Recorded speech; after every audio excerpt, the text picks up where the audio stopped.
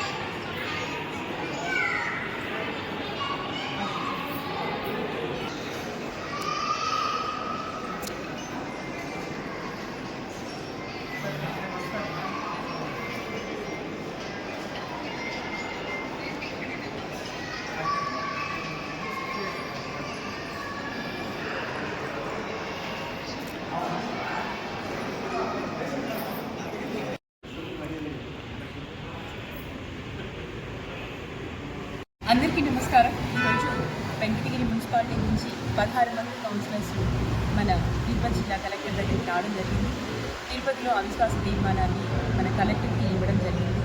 ముఖ్యంగా ఆమె మన వెంకటగిరికి సంబంధించిన అభివృద్ధి చర్యలు ఏమీ చేయకపోవడం, అదేవిధంగా మున్సిపాలిటీకి సంబంధించిన సమావేశాలు అజెండాలు అన్ని సమస్యల మీద ప్రిపేర్ చేయకపోవడం, సమావేశాలు పెట్టడంలో కూడా విపరీతమైన జాప్యం, 3 నెలలకు ఒకసారి 4 నెలలకు ఒకసారి పెట్టడం, ప్రజా సమస్యలను పక్కన పెట్టడం, ముఖ్యంగా ప్రజాప్రతినిధుల బాధల్ని ఆక్రోశాన్ని అర్థం చేసుకోకపోవడం, ఇవన్నీ మనం ప్రజలకి ఇవ్వాల్సిన కనీస అవసరాలైన తాగునీరు, వెంకటగిరి పరిశుభ్రత, లైటింగ్, స్ట్రీట్ లైటింగ్, ఈ కనీస అవసరాలు ఏదైతే మున్సిపాలిటీ చేయాలో ప్రజలకి అవి కూడా సరిగా అందకపోవడం అనేది చాలా బాధాకరమైన విషయం.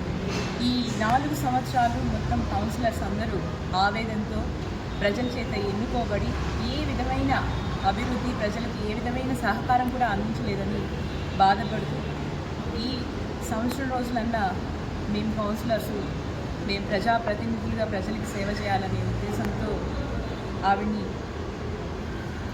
మాకు వద్దు అనే దానితోనే అందరూ అవిశ్వాస తీర్మానాన్ని కలెక్టర్కి ఇవ్వడం జరిగింది. గుప్త కంఠంతో వెంకటగిరి డెవలప్మెంట్ ప్రజలందరూ కోరుకుంటున్నారు, మేము కూడా అదే కోరుకుంటున్నాం.